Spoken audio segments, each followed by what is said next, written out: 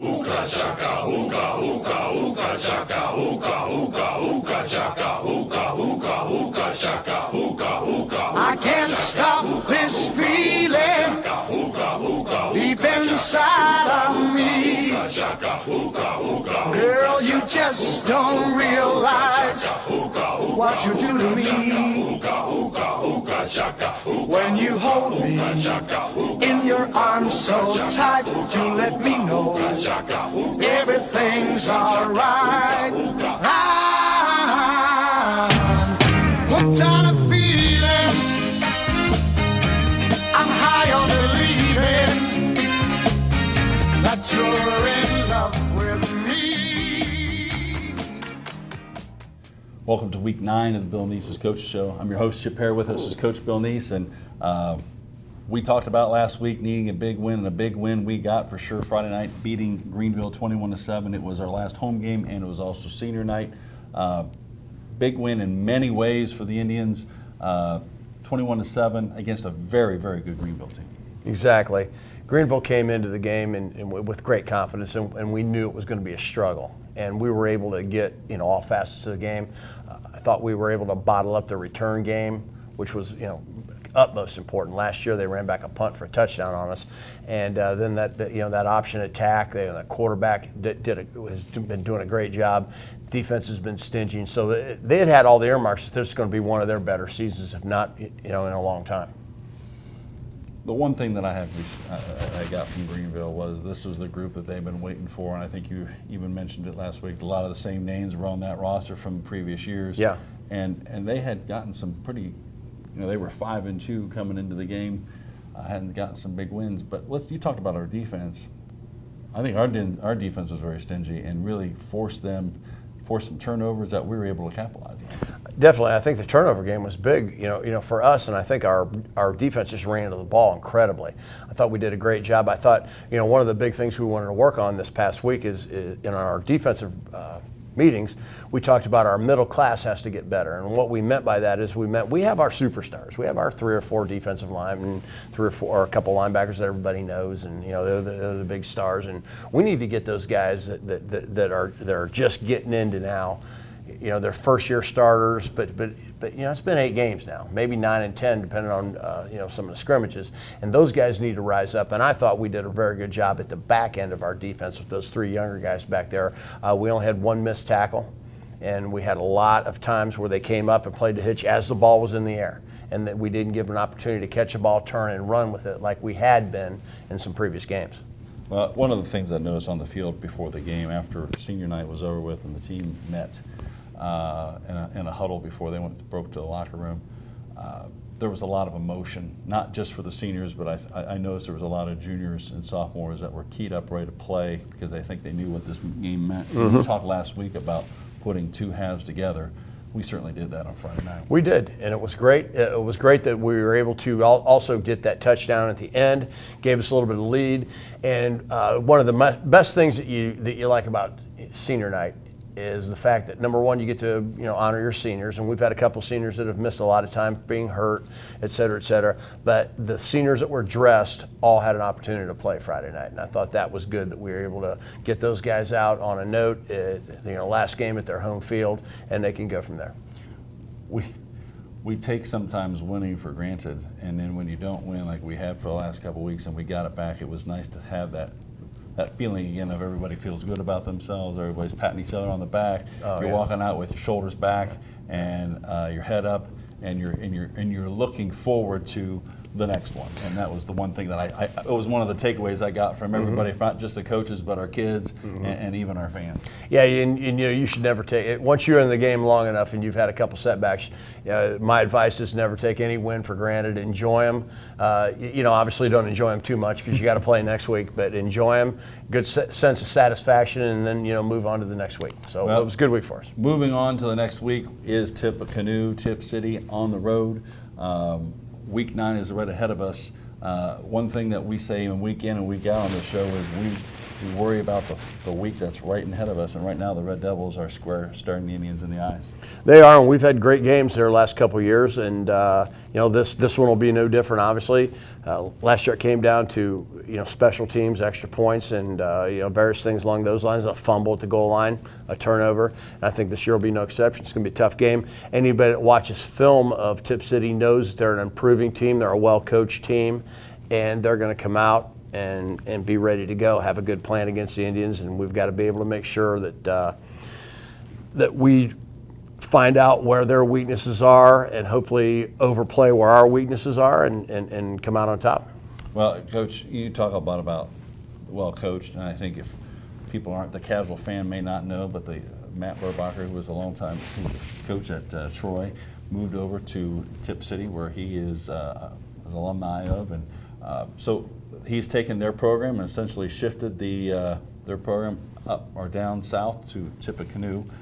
From your perspective, how much is that for you to see what they've done? Is that when you're watching film, you're watching not just Tippecanoe film from last year, but you're probably looking at some Troy stuff because you know that a lot of those formations he's running both offensively and defensively. Yeah, well, more really on the defensive side. I think the defensive side has the same flavors as it's had with Coach Burbacher's father being the defensive coordinator, and some newer guys are helping out. You can't forget also that it's kind of a blend. Their offense is kind of a blend of a couple different things, and Coach Dirge, who was their head coach, is still on staff, and he was always a great X's and O guy also. So when I say they were well coached, they've got that influence in there too. So it's going to be an interesting night. What are some of the things that Tippecanoe does well that we can expect to see from them when we go to Tip? Well, the biggest thing they do offensively is they disguise. They put a lot of eye candy in front of you, have a lot of motion, have a lot of backs crossing, shifting occasionally, not necessarily shifting, but coming across against the grain, with the grain, and still fundamentally, being able to double team, kick out, and lead up, so to speak. So I think that's probably the biggest thing what we got to do. It's almost like playing a wing T team, but not quite. We got that. I think defensively, or for our offensive standpoint, I think they got some big, strong defensive linemen. They independently move a little bit. Their linebackers are always going to be good keyers. So I think we're going to have to be able to continue to try to emphasize our run game, but also mix our play action passing in and some of our other passing in. And special teams, like I said, last year they came down to special teams, and it could be again. We've had 2 games. We talked tonight at our Monday meeting. We had 2 games this year that could have been decided if we were able to do it on the special teams. There's a couple other games. Obviously, our special teams helped, but you just never know when that opportunity is going to come with special teams. Special teams is obviously an important facet of the game. For us against Tippecanoe last year, it was a big part of the game, and for us getting a win. So again, we talked about this earlier in the year in your show. We talk often about offense and defense, but special teams could be the one play that makes a difference between getting it done. I think it does, and I think I like what we do in the fact that we mix some starters in. We got some young kids that are in there playing, and those guys got to continue to learn. And we spend a lot of time watching film and doing drills specifically for specific special teams. And I think we put a lot of time into it. And sometimes it's frustrating because you put a lot of time into it, and then one guy just, like Lima Senior, one guy just gets the ball and goes in for a touchdown, and we probably made 6 of our guys miss, right. Not necessarily blocked. So there's occasions when you're blocked, there's occasions when somebody makes you miss. So I think, that's what we got to continue to emphasize with our special teams. We talk about the season being a grind, and here we are week 9, and we're just, I would say, I've always said that week 9 you're starting to come out of your grind season. That 6, 7, and 8 weeks are tough, and not just physically but mentally because of the routine and the mundanes. But you're now starting to come into every game is meaningful, but coming off a win, now going to Tippecanoe really does kind of sharpen your eyes and kind of sharpens your senses. I think it does, and I think this is the healthiest we've been, the entire year, which is great to walk into Game 9 and say this is the healthiest we've been. For a football team is unbelievable, and in pro football and in college football, it's always like the little mantra, next man up, next man up. Well, in high school football, it's not necessarily like that. In high school football, there may not be a next man up. Somebody gets hurt, and there's been 2 occasions this year where we had somebody hurt, and the next man up wasn't there, and we had to go find somebody at another position. That's more common in high school, to find somebody at another position and bring them in and try to coach them up for a week. Or number 2, one of the worst things that happens sometimes in high school football is you get that kid hurt on Friday night, and you gotta find that backup, that guy to come in, and there's some positions you're deep, and some positions you're not. So, defensively it's a little bit easier because you can change the defense, but offensively, you still got to have some running backs, you still got to have some receivers, you still got to have offensive linemen. So, to be as healthy as we are right now is a blessing. Well, let's talk a little bit about the keys of the game for the Indians on Friday night. Let's talk about defensively and offensively. What are the keys for the Indians' victory at Tip? Well, we've brought it down to 2 things. It's basically 2 big things, and it's been 2 big things now for maybe 3-4 weeks.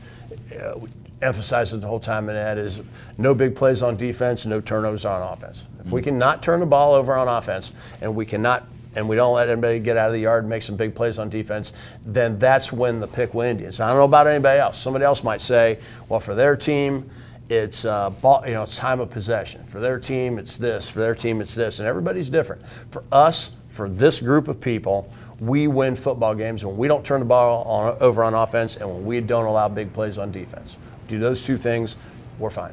Our defense continues to get better and really cause problems for a lot of our teams that we're playing. In that case, in his point against Greenville, but we also, let's just go back 1 half against Xenia, against a team that's been dominating in the league, and we shut them out in the second half. And of course, we talked about us scoring, but we really been playing good football here the last 6 quarters. I think we have, and I think that the players, are getting smarter, getting better. And I've talked about that since the beginning of the year. Those guys are a smart group of people. They're easy to coach. They're in the room. They're down in the room paying attention. We go through scouting reports. We go through films. All that kind of stuff. And they really enjoy that learning process. And the big thing is once Monday comes, okay, everything you did last week, everything you knew last week, it's done. Now I got to teach you a new offense, a new defense, and you got to just empty it out, start again, build it back up again, and and hope by Thursday and Friday that they say, okay, we got it. Now we can just go out and play because we've repped it so many times. It's in our brain now. Speaking of players and smart players, our players this week that we're talking to are Logan and Jacob, 2 starters on our line. Talk a little bit about them and what they have been for our team this year and how they've grown and developed. Well, normally in our program, you hit that weight room and we farm you up and get you set to go. In your senior year, you play. These 2 guys are on. Their plan happened a year earlier. They were able to get ready and go and be both juniors that are playing on our offensive line, and both of them are vital. Jacob plays on the right side, and Mac plays on the left side. But both of them are vital to our offensive line. The good thing is they're surrounded by seniors. They got that. We got some good experience on the offensive line, but McClelland's doing a great job getting better every week with his pulls, pulling on our power plays and coming around the corner.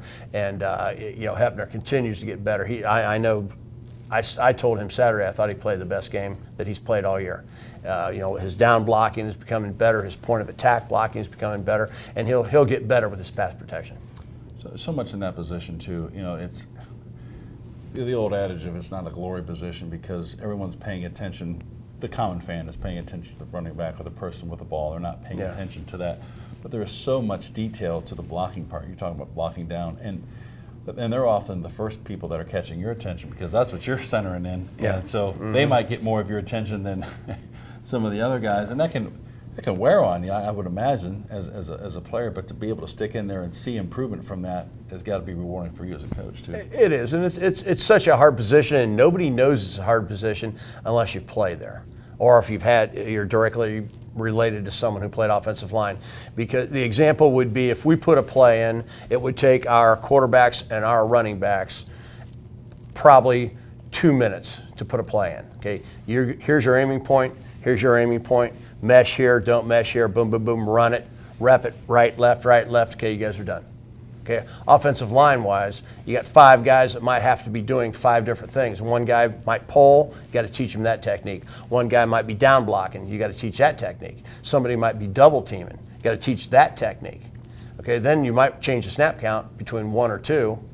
All right, and then the final thing is you never know what defense you're going to line up against.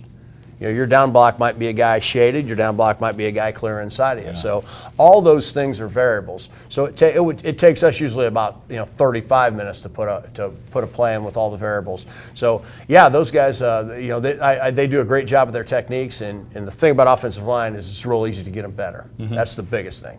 You can get a lot of improvement fast, and you can continue to improve fast. Well, both of those guys certainly continue to make improvements, and it's nice to know they're juniors and we get them back for another year. Oh yeah, those guys they'll be in that weight room, and they'll be back 25 pounds heavier, stronger, everything. That's one thing, Coach. Before we go, as we get ready for Tippecanoe, and we're now on the road the rest of the year.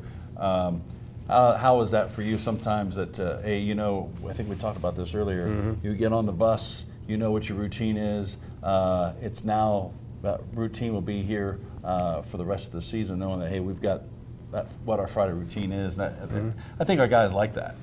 I think it's especially now with this week is only going to be a 20-minute drive to Tip City, mm-hmm. and so I think there's a difference between an hour and a half drive ahead of you, or maybe having to fight the Dayton traffic and not knowing when we're going to get to Xenia and Fairborn and places like that. But a trip to Tip City is going to be fine. We'll be able to go through a walkthrough here.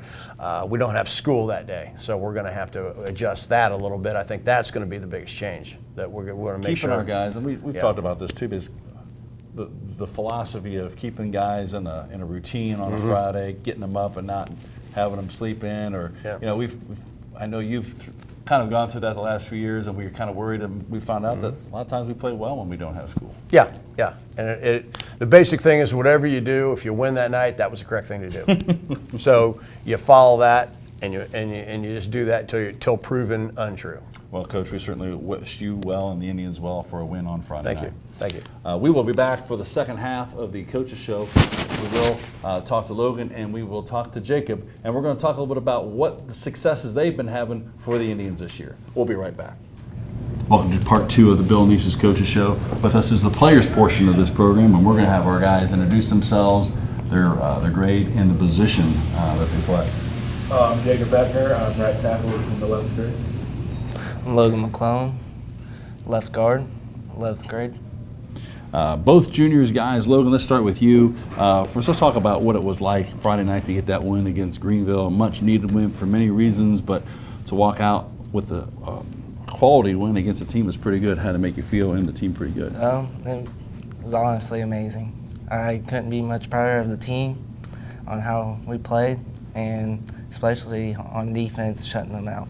Jacob, let's talk a little bit about that game in itself. Going into that game, things were a little tough. Hadn't won in a couple of weeks. It's senior night, a little bit more added to it. It's the last home game of the season. What was the mindset going into that game in terms of the importance of what Week 8 was in Greenville?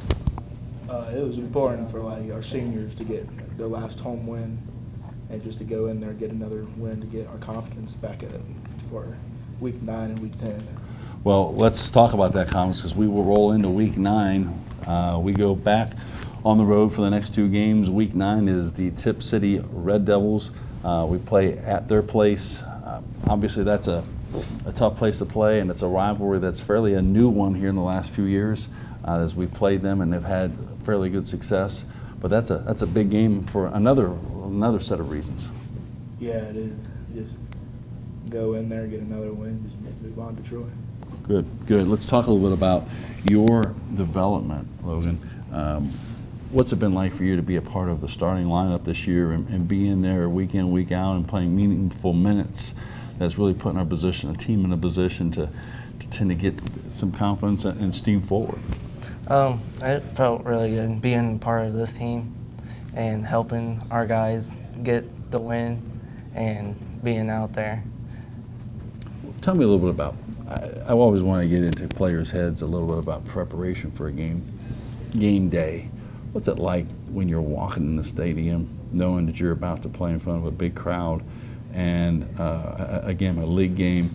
What's that adrenaline like for you as you're driving to the stadium, walking in Alexander Stadium? I honestly get really excited because I know we're about to play a team that's good, or if they haven't had a good season, but the odds are always out there. And knowing that I have to do my best, I'm always ready for being my best and doing my best. Well, you've been at your best, and it's been fun to watch you grow and develop this year. And Jacob, let's talk a little bit. What's that adrenaline like being on the field there and playing in front of a great crowd, but also knowing that you're having great success and a good set of teammates around you? It's a lot of fun getting out there, hearing your hometown cheering for you, and actually having a good team and a good defense and offense to put up points and stop the other team from scoring, just to make the crowd even louder. One last question, you guys. This is kind of a generic question that we ask a lot of the guys that play here, but the answers are very similar. What's it like being a Pickle Indian football player? Your season is not just from August till November. Your season really is year-round. You're putting in a lot of time and effort in the weight room, speed, agility, those drills. What's it like, though, knowing that you put all that work? What's it like to play for the Pickle football program? It's a lot of fun getting out there, putting in the work the whole season, and then going out there and actually seeing the work that you put in actually pay off, and getting wins and all the practice that you do. Good, good. Well, I'm going to ask you the same question. What's it like there, knowing that just the investment that you guys put in, and to see some fruits of your labor? You're starting to see some of those. You're getting back what you're putting into it.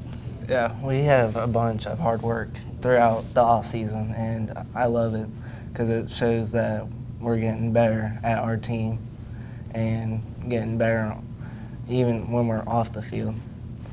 When we're like up in the weight room, getting stronger, faster. And it's good momentum in there. Yeah. Yeah. Well, guys, we certainly wish you guys luck this week as we roll into Tip City. It's 1 week at a time. Tip City gets our attention this week, and we will certainly move on from there, but we want to wish you well as we head back on the road. Thank you. Thank you. Guys, we will, just a reminder that the Indians are at Tippecanoe, at Kyle Park, at the Tip City Park, as some people know it. Kickoff is at 7 p.m., and this will be an MVL game. Coach's Show will be back on next week, Monday, on Spectrum Channel 5 and also on the YouTube Indian Nation station. For Logan, for Jacob, I'm your host, Chip Hare. We'll see you next week.